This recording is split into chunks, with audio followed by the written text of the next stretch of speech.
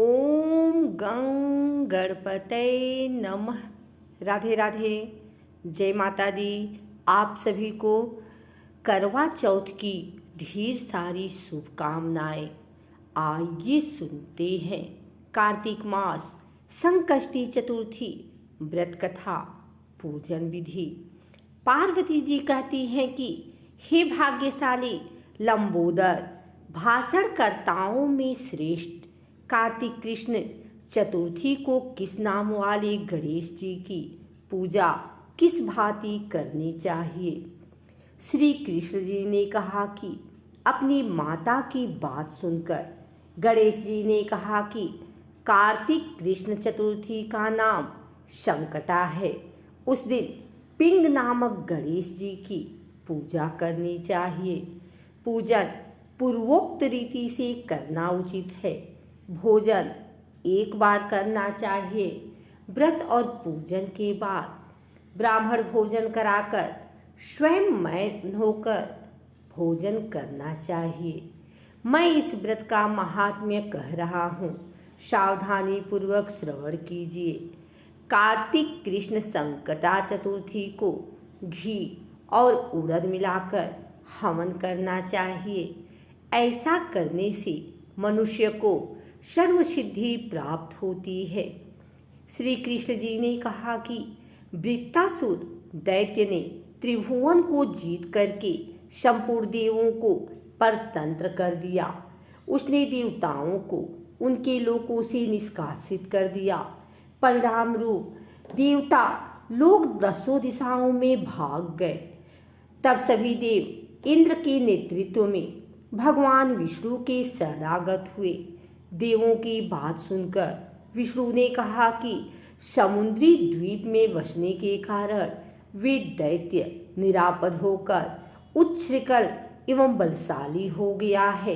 पितामह ब्रह्मा जी से किसी देवों के द्वारा न मरने का उसने वर प्राप्त कर लिया है। अतः आप लोग अगस्त्य मुनि को प्रसन्न करें। वे मुनि समुद्र को पी जाएंगे। तब दैत्य लोग अपने पिता के पास चले जाएंगे।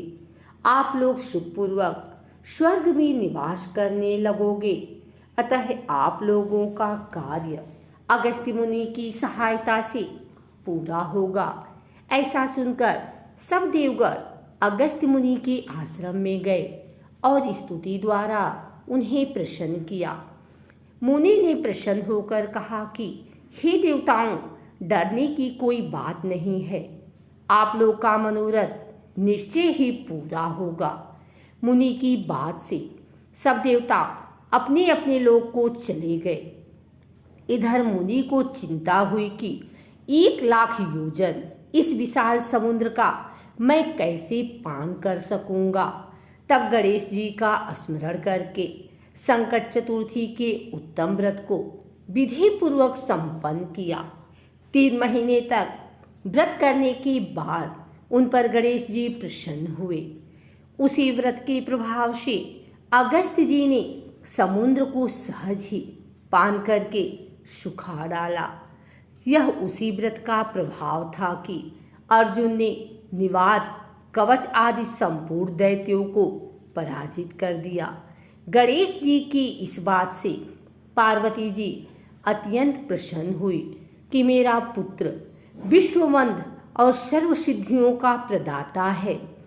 कृष्ण जी कहते हैं कि हे महाराज युधिष्ठिर, आप भी चतुर्थी का व्रत कीजिए। इसके करने से आप शीघ्र ही सब शत्रुओं को जीतकर अपना राज वापस पा जाएंगे।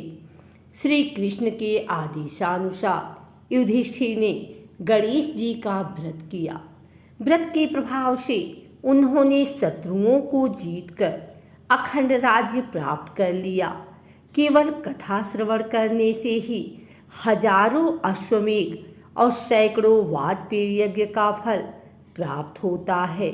साथ ही पुत्र पौत्रादि की वृद्धि भी होती है। आइए सुनते हैं कार्तिक मास संकष्टी चतुर्थी पूजन विधि।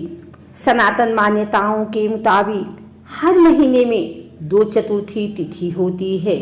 एक कृष्ण पक्ष में और दूसरी शुक्ल पक्ष में। कृष्ण पक्ष की चतुर्थी तिथि को संकष्टी चतुर्थी कहते हैं। कार्तिक माह की कृष्ण पक्ष की चतुर्थी तिथि, जिसे वक्रतुंड संकष्टी चतुर्थी कहते हैं, इसलिए कार्तिक माह की पहली चतुर्थी का व्रत रखा जाता है। इस व्रत में भगवान श्री गणेश जी की पूजा की जाती है। विधि पूर्वक पूजा करके श्री गणेश जी को प्रसन्न किया जाता है। इसके साथ ही चंद्रमा की भी पूजा की जाती है। मान्यता है कि वक्रतुंड संकष्टी चतुर्थी व्रत रखने से और श्री गणेश जी की पूजा करने से व्यक्ति विशेष के जीवन के सभी दुख दर्द दूर हो जाते हैं और जीवन में हर ओर से खुशहाली आने का वरदान मिलता है। भक्तों को धन, जन आदि सभी सुख मिलते हैं। लोक मान्यताओं के मुताबिक हिंदू धर्म में भगवान श्री गणेश को सभी देवी देवताओं में सबसे पहले पूजा जाता है। परंपरा है कि किसी भी कार्य को शुरू करने से पहले भगवान श्री गणेश का रिद्धि सिद्धि व शुभ लाभ सहित स्मरण करने से सभी कार्य सफल होते हैं। इन कार्यों का सकारात्मक परिणाम मिलता है। ऐसे में भक्तों के निमित्त भगवान गणेश को समर्पित संकष्टी चतुर्थी व्रत का भी महत्व और अधिक बढ़ जाता है। बताया जाता है कि संकष्टी चतुर्थी के दिन व्रत रखने से सभी दुख दर्द दूर हो जाते हैं और व्यक्ति के जीवन में हर प्रकार की खुशहाली आती है। प्रत्येक मास के चतुर्थी तिथि के दिन यह विशेष व्रत रखा जाता है, जिन्हें अलग अलग नामों से भी पुकारा जाता है। इसलिए आइए यहाँ पर जानते हैं कि मासों में सबसे पवित्र कार्तिक मास में यह व्रत किस विधि से किया जाए। चतुर्थी व्रत में चंद्र दर्शन के बिना व्रत पूरा नहीं होता है।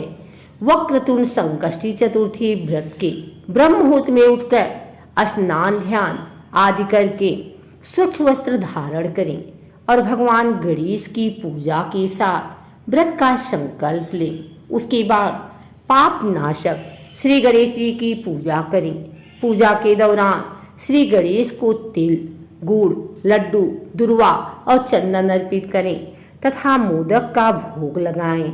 यदि कोई सामग्री शहरी जनजीवन में किसी कारणवश उपलब्ध नहीं है तो उस सामग्री को भाव पद्धति से अर्पित कर दें। ईश्वर से स्वीकार करते हैं। अब श्री गणेश जी की स्तुति और मंत्रों का जाप करें। फिर अंत में भगवान गणेश की आरती करें और अनजाने में हुई गलतियों के लिए क्षमा मांगें। इस दिन चतुर्थी व्रत कथा का पाठ भी बहुत फलदायी होता है। संकष्टी चतुर्थी व्रत की मुख्य पूजा संध्या काल में ही की जाती है, इसलिए पूरे दिन फलाहार व्रत करते हुए शाम को चंद्रोदय के पहले पुनः गणेश जी का पूजन करें। फिर भगवान गणपति जी को अक्षत, रोली, पुष्प इत्यादि अर्पित करें और उनके मंत्रों का शुद्ध जाप करें।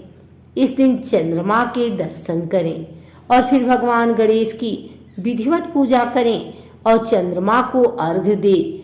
इसके बाद व्रत को खोलें।